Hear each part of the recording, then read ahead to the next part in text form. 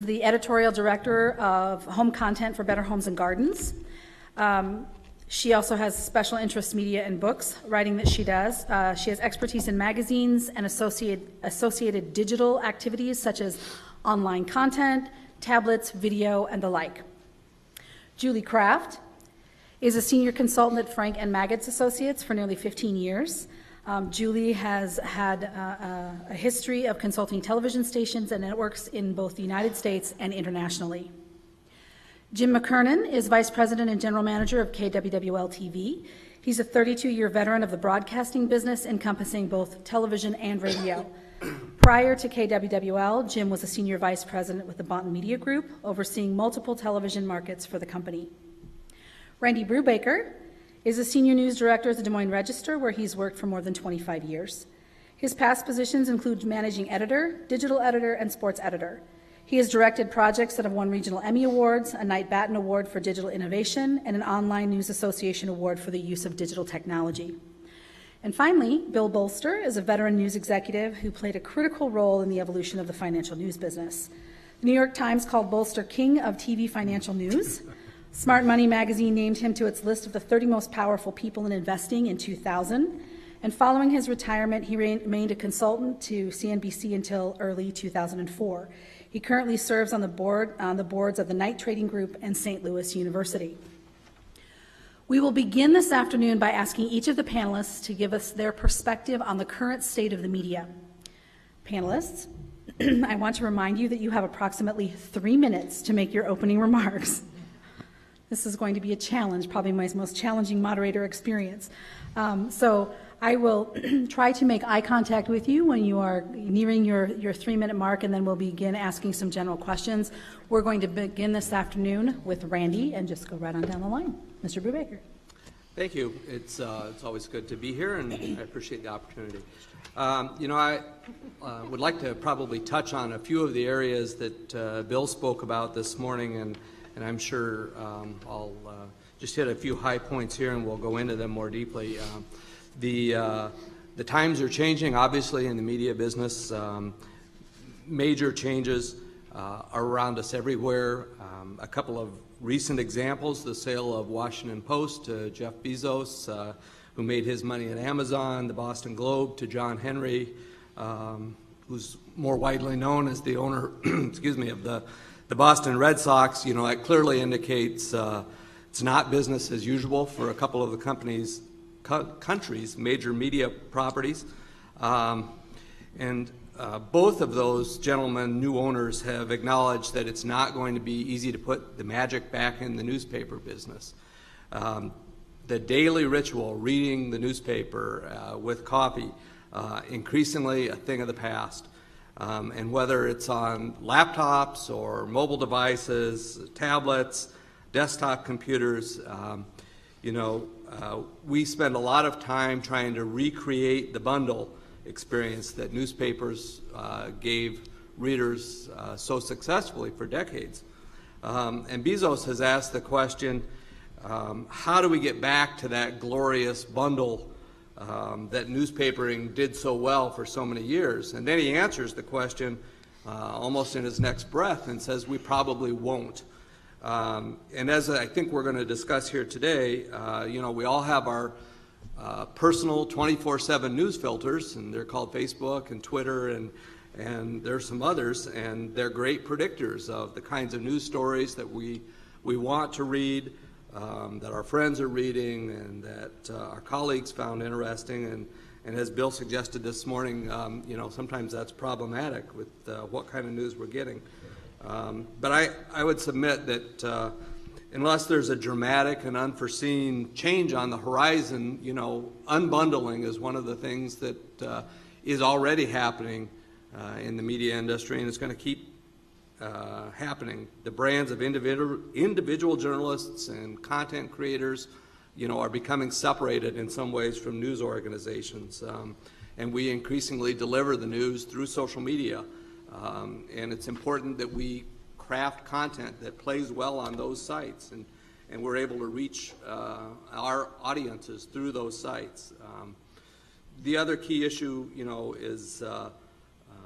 along with unbundling, is the one we talked about this morning, and it's about the revenue model. And I suspect if I started down that path, my 3 minutes would rapidly end. So we'll probably save that for another question down the road. Thank you. Jeff? Probably a little different perspective here on the panel. I come obviously from a national media brand. And when I think about what I see for our portion of the industry is it really is a content ecosystem. And I think I have the best job in the entire company, and I say that often because I came from a print background. As a magazine journalism major, I took interior design classes, and I wanted to write about pretty houses for Better Homes and Gardens someday. And I got to do that. But along the way, I also got to be involved with all these other platforms. And though I have a really strong print writing and editing background, had the chance within this ecosystem to take on digital responsibilities and learn that business really from the ground up. And where I sit now is I oversee all the cross-platform content that's created for this brand. So it's my responsibility to make sure that the brand is upheld on all of its platforms and that we serve the reader on all the platforms and we meet her where she is. That's a pretty common phrase, but within that ecosystem, digital can't survive without what we were doing in print, and our licensing department can't survive without what the brand means. And the video department for online video wouldn't exist if the editors in my team didn't work on it. So we're all more interdependent, and every platform comes out with its own profitability and its own goals. So there's not one over the other, but I get to watch how the consumer trends go and where we can reach her on what platform. And I think that's what we find so interesting in the office right now is that we can think of consumer activities and we can watch their trends and we can watch the housing market and we can watch gardening trends and how people's lifestyles are changing. And we can meet her on every one of those platforms, whether she wants to do that searching on her phone when she's looking for a recipe at night in the grocery store and you want to have that recipe and those ingredients right there on your phone, to something that you might do at your desktop, research for a home improvement project. You might do that at your desk. But magazines are great for inspiring. We hear continually from our readers that they love a print magazine because they love that experience. They look at it as their hour of relaxation and enjoyment, that it's their own private time, and they get so inspired still by what is in print. So I think when we look at the future for that, we're always thinking what the next platform is. There wasn't Pinterest a few years ago, and we're a huge player in Pinterest.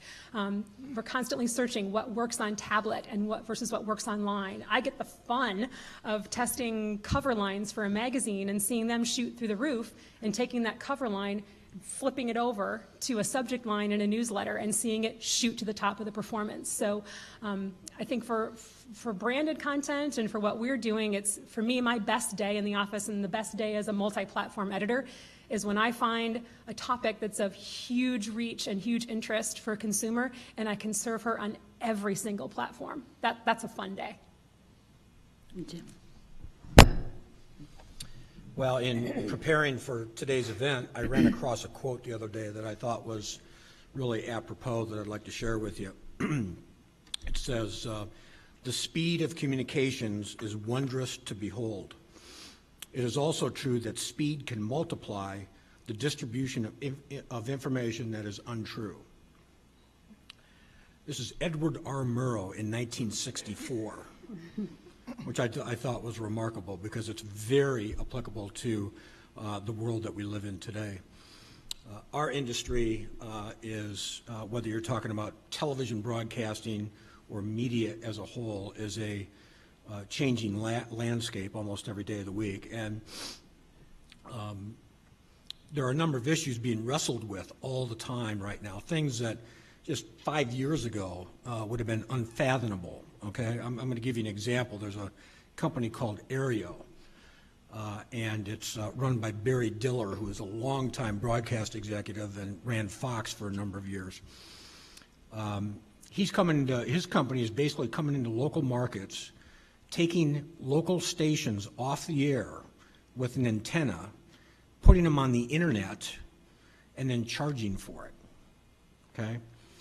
Now, as you could well imagine, people in the broadcast industry are not too pleased about this, and there have been a number of lawsuits filed, and this is probably going to wind up before the United States Supreme Court, because it is a classic copyright infringement issue.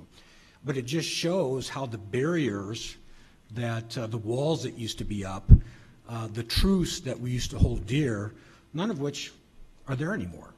I mean, it's really kind of a free-for-all in some respects, and it raises the question to people who've been working in this industry for a long time, what's this going to look like in 5 years? I mean, it's very hard to predict, given everything that's going on. I can tell you that in our industry, we're on the precipice of TV everywhere, which is mobile television. And, there's various models of this being worked on right now by various groups. This happens to be a dongle, which is a device with an antenna on it that you can attach to an iPhone or an iPad, and this will turn your device into a mobile television apparatus, okay? This is one of 3 or 4 different things being tested right now. But clearly, one of the leading trends right now in our industry is that the adaptation of mobile TV and people being mobile with all of their information is something that we're very clearly very conscious of, and something that we definitely want to be part of.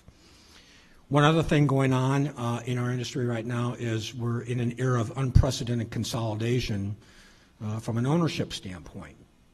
And of course, this always generates a lot of discussion about voices in marketplaces.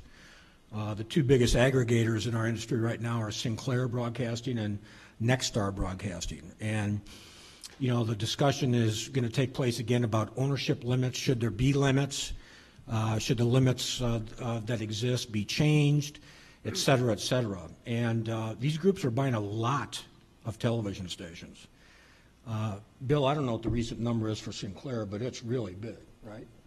Yeah. So I think it's like 168. Yeah, that's what I thought. I was in a Sinclair meeting recently. When you think of one company holding the licenses to 168 United States television stations, that is an amazing fact.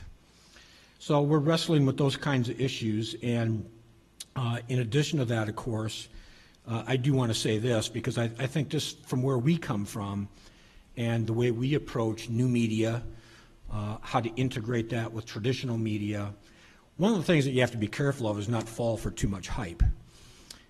There are facts out there related to new media, and there's also a lot of hype. So, and a lot of the hype has to do with the old traditional media and the fact that new media has just essentially either replaced it or that's going to happen tomorrow. And that's just not the truth. Before I came here today, I wanted to just do a quick comparison. I pulled a rating book from 10 years ago for Cedar Rapids, Waterloo, Dubuque. The 6 o'clock news in this market, between KWWL and KCRG 10 years ago, this month, okay, was a 25 household rating. And it is a 24 right now. So over the period of 10 years, okay, these 2 stations combined have, lost 1 rating point. But if you listen to people talk, you would think it's been cut in half. So new media has a very important role integrated with what we do, and we'll talk more about that later. All right, thank you, Jim. Julie? Well, I can lead right into that, right? Because I often get asked about television and hear about the doom of television, and I guess I'm here to say I don't think it's dying at all, right? Do we see ratings going down a little bit? Yes, but they have more choices now for people even to watch, right? So, I mean, I've got a television station in market size 160 where we do 2 hours in the morning. We do a 4 o'clock, a 5 o'clock. We're going to an hour at 6 o'clock, and we do a 10 o'clock. That's a lot of news in market size 160. And we've been doing a 4 o'clock there for about 10 years, and we're beating Oprah. Now, Oprah is not very popular in West Texas, so that worked to our advantage. She was not, I should say. She might be now, but she wasn't. And so there's a lot more news, right, that kind of affects those ratings. But what we're seeing is that more and more people, are information seekers and wanting that information.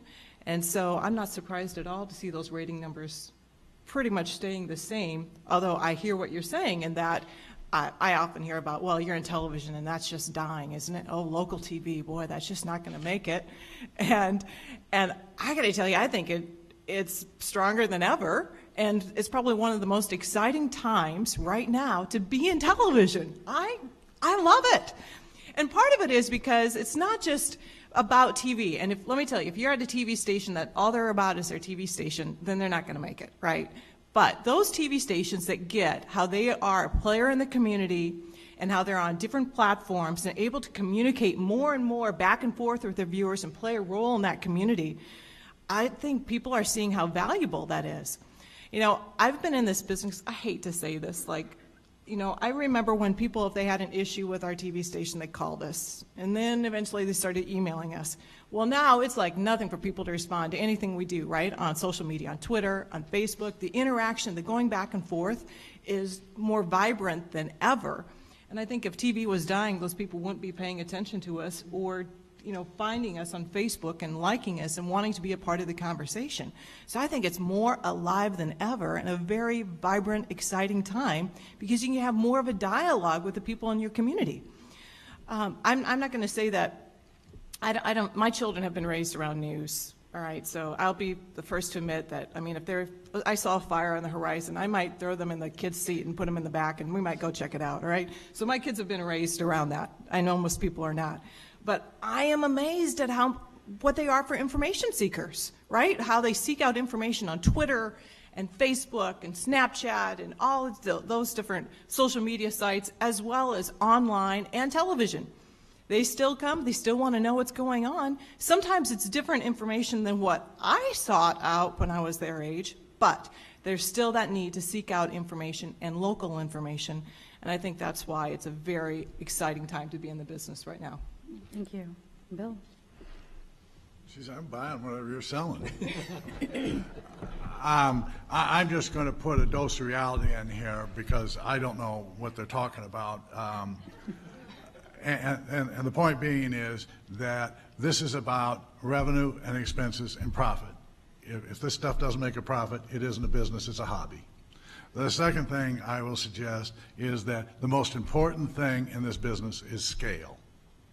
You can't do it without scale. So let's monetize all these products that you four know about because I'm interested in watching because that's the business I'm in is profits, if that's okay. Oh, absolutely. Okay, I just wanted to make sure you agreed with that. I do agree with that. I'm excited, you're excited, I can tell you that. I used to deal with her company a lot. And what is Steve Ridge now? Is he king or? No, but he did hire me, by the way. Well, he's not totally stupid, is he?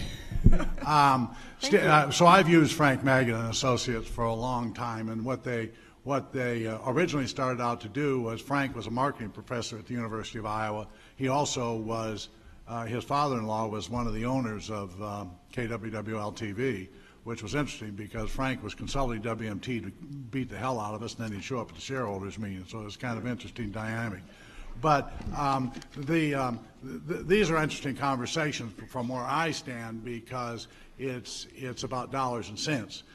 As far as the print goes, I might say I know for a fact what's going on with the Boston Globe. Now, the real sad part about the Boston Globe was New York Times bought it for $1.2 billion, I think, and sold it for $200 million 8 years later. I think those are the numbers. It's close because they almost had to write off $1 billion in losses on the paper, and it's all about guilds at the newspaper. It's all about the cost of doing business, and there are so many legacy guilds in the print medium that you have a terrible time getting out of them for reasons that are apparent to everybody that has either been on the management or on the organized side. So it'll be interesting to hear those discussions, but it is about business. Thank you. Thank you all for sharing your interesting insights. I'm going to ask a few general questions and in no particular order, so panelists feel free to respond as you will. No particular speaker order. My first question does actually dovetail very nicely with what Mr. Bolster just said. So here's my first question. The way that we consume media has changed over the years. User-centric media models are becoming more and more common. So my question is, how can the industry monetize content, specifically online and mobile, in order to fund the content creation in a way that is palatable to the consumer? Anyone jump right on in? Yeah, I'll jump on this one a little bit. you know, to Bill's point, and I agree with him, we're monetizing our interactive properties now. I mean, this is really over the last 5 years, I would say. The ability to be able to do this has, you know, been well received by advertisers and marketers, not so much with our national clients, but really on a local basis.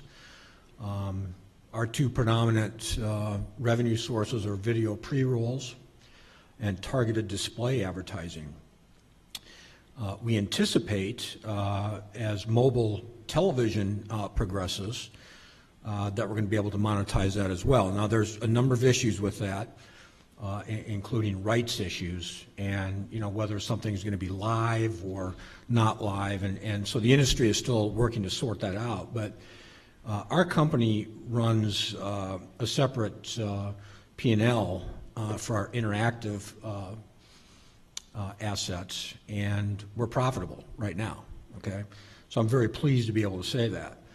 Now, having said that, you know, we're a long ways away from having the kind of margins for that business that we would like to have, and we're a long ways away from really taking advantage of the full opportunity that probably exists, but, you know, we're working at it. Television advertising for KWWL is far and away our #1 source of revenue, and I believe will continue to be so into the future. However, one of the things that's really worked out well for television stations in particular is that there's a real synergy between a web product, a mobile product, and a local television station. And, you know, this isn't something I'm making up. This is something that's been heavily researched, and we like to take advantage of that, both with our advertisers and with our viewers and users. Just one more add to this, and that is that one of the things that we've discovered in our own operation is that the audiences that we have on our television stations really kind of merge and diverge, if you will, with the interactive assets that we have. So they're not always the same. And there can be really profound differences in how people use these mediums. What we like to do is do some research on it. I mean, we want to eliminate throwing as many darts as we possibly can and have an understanding of what our audience wants and try to give it to them. Okay, so I have a question for Bill. All right, do you remember when we went from black and white TV to color television? The question is, do you? I do. Huh? yes. You do not. I do too. Okay, I come from a very humble Sure, I family, and remember we had when black and Marconi- white television when I was little. I remember Yes. when Marconi came to my house and told me how it was going to work. Okay, go ahead. What do you got? All right. So, do you remember, did the networks at one point talk about charging extra if you had color TV? Or when they laid out the capital to start broadcasting in color television, right? How did they view that? Did they view it like, ooh, this will enhance our product? Now, Julie, remember something. The reason that now this is, I'm going to be serious with you for a minute, regardless of how young you are. The reason color television was invented was because the hardware sales were more important than the programming. It was invented for department stores to sell televisions. So I mean, I don't know the answer to the rest of that question, but it was not because of programming. Right. But would you not agree with me that when we went to color television, it enhanced the experience of television? I'm to the point in life that I don't disagree with any women because Eileen will come back and trouble me. So, sure. I mean, obviously it did. Yeah, I think that's right. I'm just not sure the cost benefit was there, but sure. Initially. Well, and you know, I think that was a big debate at the time about would it scale up? That was a big question at the time about the cost benefit. Would it be worth it for these networks to put into place what they needed to put into place to produce color programming to go out on these color televisions? Well, that's right. Right? It was an investment, right? It wasn't anything that just magically happened. It was an investment, right? But I think most people would agree that it enhanced the television viewing experience. Well, the real issue that it put, the major markets were no problem because they had enough money and cash flow at that time they could have bought anything. But KWWL, in order to be considered up to date, you had to go with full color equipment in your television station. That was a big capital expenditure. So that was the difficult part of having them doing the Rose Bowl parade and then you go into black and white of Ralph Penzer or whoever was the sports guy at the time. So. Well, and I think stations have faced this even more recently with going to HD, having to lay out large capital expenses for it, right? But again, it's about the consumer experience and enhancing that consumer experience. And I would just say that I think when we look at monetizing this content, all right, right now there's very much of a silo mentality. Okay, what are we going to make online? What are we going to make on mobile? What are we going to make it? But I think what we need to look at is, are we enhancing the brand experience of this brand? Whether this brand is newspaper, whether this brand is television. Are we making it so it's an enhanced brand experience? So down the road, we can charge more for advertising. Got it? So, you know, what eventually happened with color television was it was a great experience. More people watched TV, and they were able to charge more to advertising. And I think that's really kind of how we have to look at this, right? I think there's all, well, what can we charge online? How can we do mobile? And I think there will be some of that. But I'll tell you, I think stations need to look at their overall brand experience that providing. And I'll give you an example from a couple days ago, right? I work with this television station in the South that had severe weather. And I knew they were having severe weather, and so, I mean, I'm monitoring text alerts from them, and I go on and I'm able to watch, as, you know, my husband's driving back from Des Moines, I'm able to watch our weather guy do the coverage as these potential tornadoes are going through Tennessee. And, in the back of my mind, I'm sitting here thinking, I was hired just to watch local news programs when there was like a 5, 6, and 10, and I'm like doing this 24/7 to stay on top of it, but that's another point. Anyway, as I'm watching that, I thought, wow, you know, we have to be there. We have to be on that mobile platform. But yet, I will be honest with you and tell you, and this is why I'm not saying the station, the experience, it was not good, right? Our guy, he did not do a good job, right? And so at the time, I'm texting with the news director about all the things that our chief meteorologist should be doing differently so it's a better experience. But what I'm telling you is that people are going to be expecting that, and are expecting that on mobile. Right? They totally expect that experience on mobile. They expect the information on mobile. And if you have a really good brand experience, it drives people then to that station. It drives people to that website. And that's how I view those different platform experiences, right? If you have a great experience with them, you're going to look to them for their severe weather coverage on television when you're there in the market. You're going to look to them for online, and that's where you're going to monetize it. Let me ask a follow-up question and direct this more a little bit to Randy and Jill. This shift to an online and mobile presence in traditional print industries, how has that changed the way that you do business, the way that you organize the people working for you? I would like to hear from both of your perspectives. What's great about how we've organized it is they all report to me. And that's really strategic, and it's really different for our company, is that we want every platform to have the same content expertise and the same level of quality. So I get to sit down with the editors from the monthly magazine and from our newsstand-only magazines, which, by the way, new ones that have been introduced since the economic crash are soaring, so print is not dead either. And with our online editors to figure out what's the story and how does each platform best support it. So when we can blitz a topic for an advertiser and do a cross-platform sell for them, one of the #1 stories in Better Homes and Gardens magazine is our color feature at the front of the magazine. The readers love that feature all the time. We talk a lot about color in the magazine because it's a big topic for everybody, regardless of what your budget and your style is. It's a good universal topic. Then we can redirect to our tablet or to our online tool where we can help you. You can scan in a photo of your living room and play around all you want with the different colors on the walls. And by the way, there might be a sponsored palette right next to that because that's a really nice integration. And then we might refer you to our tablet or to an app that we have that's called How to Paint Anything. So within this app, you can learn how to paint all different kinds of surfaces and get information on how to and project ideas. We also have a newsstand magazine called Color Made Easy. It's a $13 bookazine that sells through the roof for us.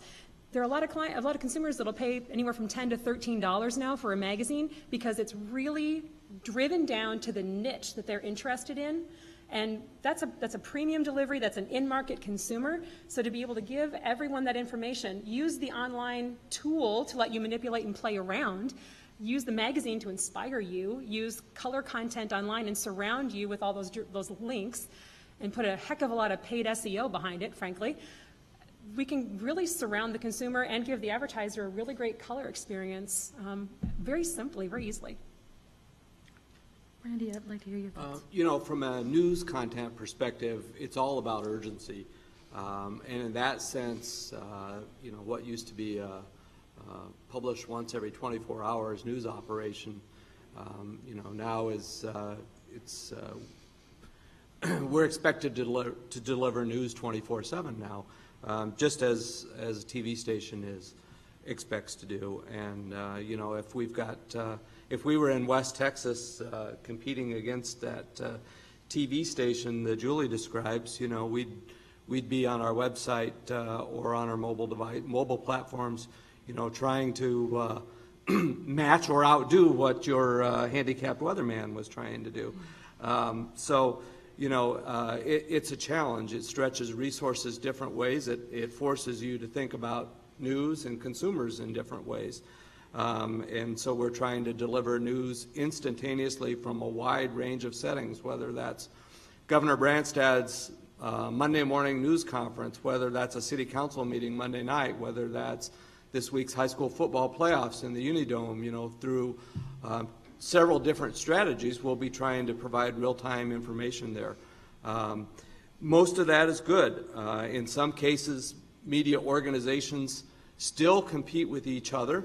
In other cases, some of the drive for urgency and some of the economic realities, some mix of these factors, you know, has helped us all work together in new ways. And I would argue for the consumer, you know, that's a better deal. In the past year or two, when there have been some tragedy moments in Waterloo, you know, we've picked up live video feeds from KWWL.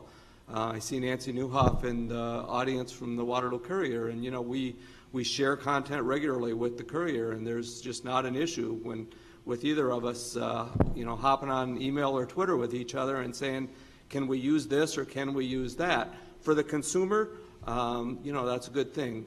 Ultimately, where does this all lead us? Will we have one or two larger news cooperatives in the state? You know, that's essentially what AP thinks it is, although some of us would argue about how efficient or effective it is these days, especially, you know, with local news. But I think that's to be determined where it leads us. But there are some good things that come from the push to deliver news with greater urgency. I could listen to this panel all day long, but I'm going to pose one final question because I do want an opportunity for our students to ask you questions. So I'm going to ask you each to make a closing statement and answer the following questions, and Mr. Bolster will begin with you and go in reverse order. So my question to you is, what are your biggest concerns about the profession and its evolution in the 21st century? And what? And its evolution. Where's it going? What's the future? 3 minutes each, if you could. The biggest, I think, thing that journalism has to overcome is what is journalism and what is opinion. And somebody has to define it, and somebody has to stand on their feet and say, that's out of bounds, you're gone. And you're going to have to fire people and sacrifice ratings and in order to get it done. But I think that it is a huge issue. Thank you. Julie. It's interesting because I knew some of these questions and I wrote down, I really didn't have so many concerns as I really feel it's a great opportunity and a great time right now to be in this business. But I mentioned that earlier. If I had one concern, it would be, quite honestly, are we preparing the people, the students, to enter this profession and be able to do everything that they need to do in this profession?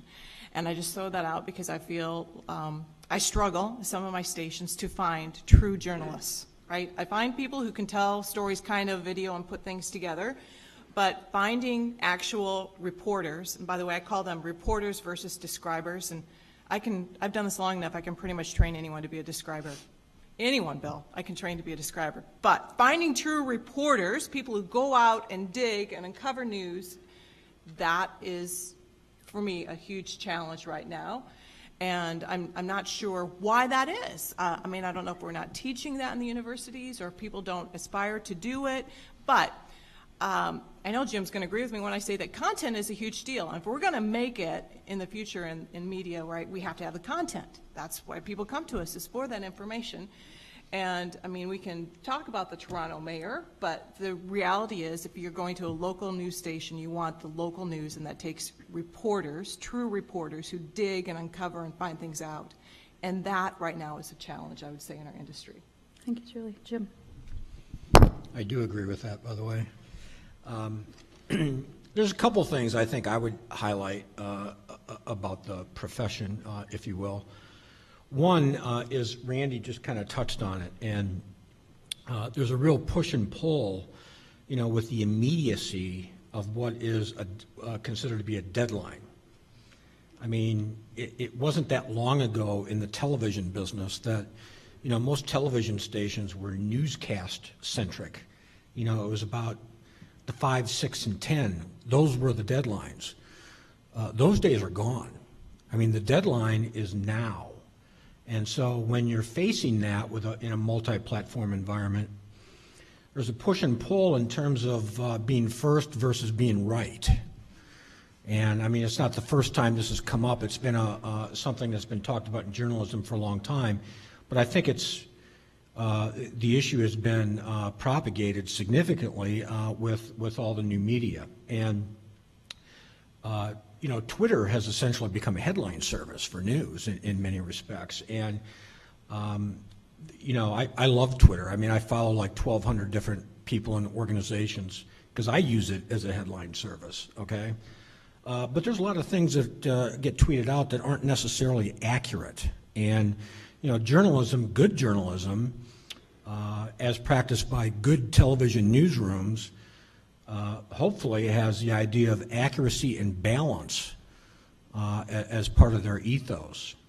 And sometimes that's hard to do when people are putting, you know, experiences up before vetting them in social media, on Twitter, whatever. So I do think that that's something that good journalists, I am not a credentialed journalist, but I have a few working for me, and I think that's something that we're going to struggle with. And of course, the other thing is, you know, quite frankly, it's just disruptive technology. I mean, we are faced with that every day of the week, whether it's the Hopper or Aereo or, you know, whatever the latest social media company to, you know, spring a product. You know, we're faced with that constantly. So, you know, we have to rationalize, you know, our operations in terms of how do we reach the most people, how do we do it efficiently? Because, by the way, it's not like Quincy Newspapers is going to say, you know what, Jim, that's a really good idea. Here's $150,000. Go make that happen. Those days those are difficult conversations to have sometimes, and the resources, the allocation of resources, usually involves creating efficiencies in other parts of the operation. So, and one final thing is just the fact that we're dealing with a very fickle marketplace, and particularly when you think about millennials. And I've had to learn a lot of lessons about millennials because we have a lot of them at KWWL. And if you don't give people what they want, particularly that generation, they're out of there. I mean, they're not going to wait around. So as we try to create some brand loyalty with that age group, we've got to understand what they want and be able to provide it to them. Thank you, Jim. Jill? I agree with them about the good journalists. I mean, across all different platforms and mediums here, we're all looking back to the good writers and the good thinkers. And so we can't overlook that while we're learning all the different, keeping pace with all the different technologies and all the different platforms that are coming up. I think, too, to your point about the speed, that's one of the things that, if there's anything that catches my breath some days, it's how all the platforms that I work on have a completely different schedule. In some, we work 12 months out and we labor over making the photograph beautiful because we know our consumer is going to love it in print. And in our newsstand magazines, it's more of a quarterly pace, and you have the time to get to develop those stories. And online, it goes like that. And I think, to your point, keeping that credible, and thankfully it's not politics, breaking news, or anything like that in my neck of the woods, but it's not like color and remodeling is an urgent topic for everyone most days of the week, but that we're there for them and that we have the right information in every platform. And to your point, that's a huge strategy for Meredith as well. If you think about, like, if I asked you to think about what the stereotypical descriptions of our readers are, people often say, oh, that was my grandmother's magazine and that was my mother's magazine. Actually, our median age is going down. We are really tracking on the new millennials as well, and we can do a lot of chasing after that, but the real fact is that we have to capture millennials as they enter home buying. That's a big aspect for us. If you read Better Homes and Gardens, it's because you have a house, or you decorate your apartment, you cook, or you garden, you want some health and beauty information. So we have to capture that millennial audience, and that's why we're broadening our reach to bring consumers into the whole Meredith portfolio. We buy baby magazines, and we bought parenting, and it's all rolled up into our parents group because we can catch people as they're having babies and when they're building new houses. And then we get into Family Circle, where we capture them in the teenage years, and then you get into Ladies Home Journal, and you get into More magazine. So we've developed this strategy across our different titles so that we pull her in from the very beginning and we see her through every life stage. And our ability to continue to do that on every platform, I think, is probably the thing that keeps my wheels spinning the most at night. Randy, you have the last word. You know, I have two concerns. One, as newspaper and TV times are tight, you know, it's finding a revenue model that allows us to keep a robust, independent news gathering source or sources out there in our communities. It in some ways echoes back to what Bill said earlier this morning. The reality is, I think we have a generation, if not all of us or many of us here, we see our computers as portals to free news, and you know, that's just not really the way it works. You know, news gathering takes people, it takes time. It also takes, some have suggested, not my quote here, but you know, it takes courage, it takes creativity, and a lot of other things. It also takes, you know, a layer of editorial decision making and editing to ensure authenticity with that news, and that's what you expect from all of our news organizations, whether that's you know, Meredith or KWWL or whomever.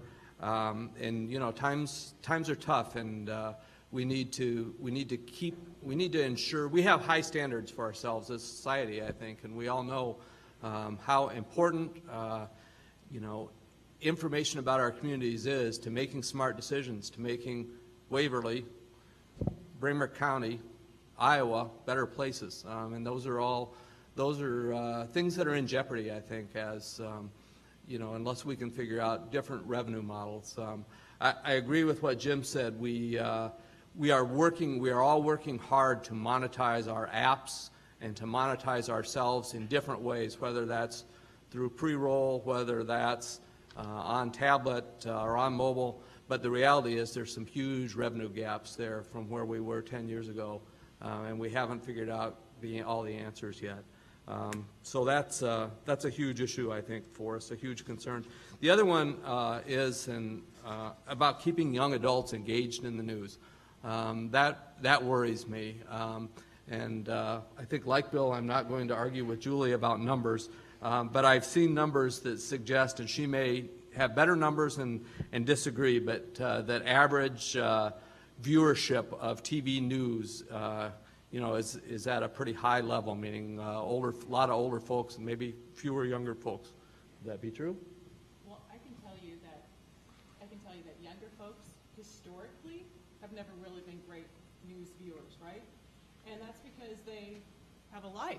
I mean, they're out in the bars and they're doing fun stuff, right? They don't start going to watch that news until they're after 25 or older, right? So that's really not anything new, right? So we've long seen that's how it is. Okay. Now, with that, I will throw out some millennial research where we have talked to young news viewers, right, like 18-25, and they believe there are two things that television does better than anybody, right? You know what those are?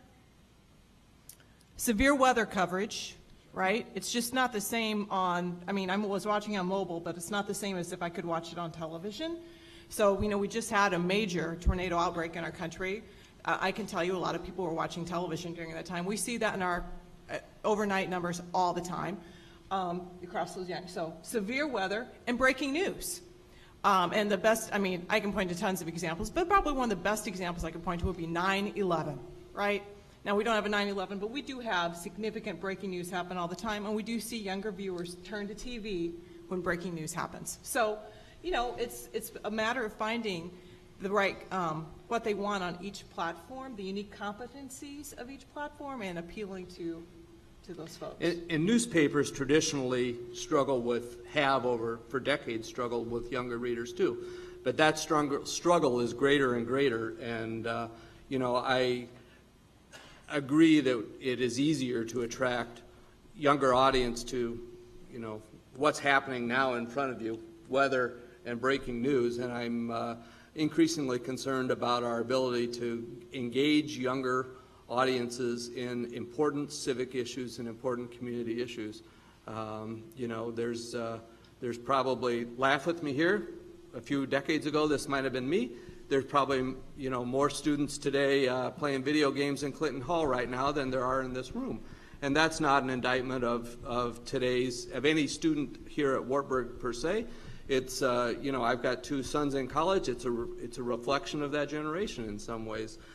So I want us all in the media to keep working to engage students, engage young people in, you know, a high level of news and high level of information about their community, because I think that's one of the ways that will help the news industry survive.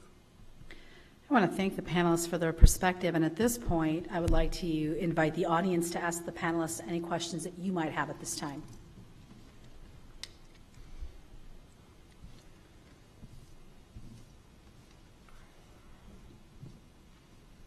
So? Yeah, let's talk about the advertising phase, because that's where you build your revenues, unless you dual stream and you have subscriber base to augment that. What's it like these days with the decline of the bricks and mortars stores, the more pure play internet sites that don't need mainstream media necessarily? To whom? Anybody? Let's take it. Anybody? Go ahead. All right. Here's what I can tell you, okay? And this does vary from medium to medium. KWWL is going to, in December, finish its 2nd consecutive year of significant year-over-year advertising growth. This is not including political advertising, okay? Political advertising is on top of that. In our market, which is Cedar Rapids, Waterloo, Dubuque, and Iowa City, the market advertising revenues for television are going to also enjoy their 2nd consecutive year of record growth. So, you know, most of the TV guys and ladies I talked to around the country, in most markets, are experiencing something relatively similar to that. And to Julie's point earlier, I mean, this has been a period of time over the last several years where once we were able to recover from the downturn and get back to square one, which, by the way, took, you know, more than 2 years. So once we were able to get back to that point, there's been great growth, and we have a record number of advertisers on the station. It's a metric that we like to track, and it's been very good. So I would have to say it's been robust for us. Are you getting a greater variety of advertising? We are. We absolutely are. Yeah. Now you're right about some of the retail establishments, but retail is one category among 15 that really drive the revenues of a local television station. So frequently what you see is that as one comes down, another one is emerging or coming up. And by the way, one of the categories that has really emerged significantly in this market is the legal category, because no one had more archaic advertising laws for lawyers than the state of Iowa. And this was just up until about 18 months ago or 2 years ago. And it was just remarkable to me when I came back to Iowa to see how onerous these regulations were, and they finally changed them. And of course now you're seeing a lot more attorneys on the air. We have time for one I more would say that that's what question. I'm seeing too elsewhere, right? The only time I see a station that doesn't have a lot of advertising is when they are like not a very good TV station. And I'll just throw out that our company does this unique thing where it's called it's called MAP, Maggot Advertising Predictor, and it's a division. I'm not even involved in it, right? But we go and we have groups come in who watch commercials, and people rate them, right? Like, would I buy? What do I like? What don't I like? And I'll tell you, the people on that team could travel every week out of the year to different TV markets. And the TV stations, right, bring in local advertisers. They look at these commercials, they rate them, they make changes with those commercials, and often end up with bigger, better buys, and they end up with advertisers who are a lot more happy and more effective commercials as well, right? And we're seeing that business just really boom. Sorry, Julie, I didn't mean to step on you. One last question. Okay, I'm going to ask the tough one here. Kevin Spacey made a comment that maybe some of you have watched, and it was about Netflix and his Netflix original. And he said, you know what, it's about time that we give consumers content when they want it, where they want it. And do you think as an industry together, from print to broadcast, et cetera, that we're just too reluctant to give control to the consumer? And maybe that, are we holding on too hard to our legacy delivery? That's a great question, by the way. And Netflix is one of the so-called cord cutters, you know, Aereo being one of those as well, that dramatically changed the model. And by the way, I've watched every episode of House of Cards. It is a fabulous television program. If you haven't seen it, I highly recommend it. I'm not sure that there's a reluctance to change the distribution as long as the copyrights held by people for content are being honored. And you know, Bill said earlier, it's it's a business. It's about money, and you know, the equity we have is our content. And as long as that content is being recompensed by the distribution system, you know, I think we're pretty good. We're dealing with a couple of companies now that want to bypass that system, and they don't want to pay for it. They want to make money from it, but they don't want to pay for it. Okay, and you know, those are going to want those issues are in the courts, and they're going to be decided by the courts. I think from our perspective, I don't know how much you talk about in your classes. I understand you do a little bit, but having a clear understanding of SEO, and because honestly, I always say it's like, well, magazines are great about inspiring you because we have the permission as print people or broadcast people to sit there and introduce new topics to consumers that they may have never known about before. You discover it when you turn a page.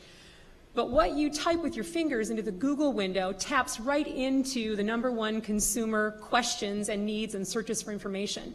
So I spend a fair portion of my day like this to SEO, because we know on site that we have to serve her with the content that she's most interested in. SEO affects you all, I'm sure, in top news stories as well.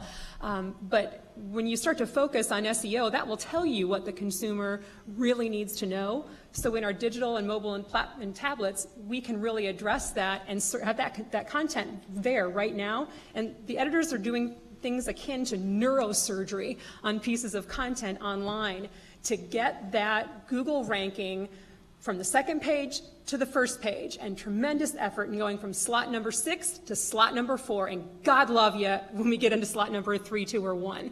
That's big, that's huge, and that's very much consumer need driven. I've actually started to hear some language, like a cohort of mine has a phrase where she says, well, shouldn't you SEO your TOC? If you're making a magazine or you're doing a news broadcast that's trying to reach consumers with what they want to know, wouldn't you want to know what it is they want to know? And to some extent, SEO can lead you there. So that's a huge critical skill thinking that we look for in new hires, whether it's digital or even in cross-platform work. So that's an important thing to understand. All right, thank you. I want to thank the audience for spending time with us today, and to our panelists who took time out of their incredibly busy schedules to share their wisdom with us. Thank you so much, panelists and audience. May I have a round of applause for the panelists?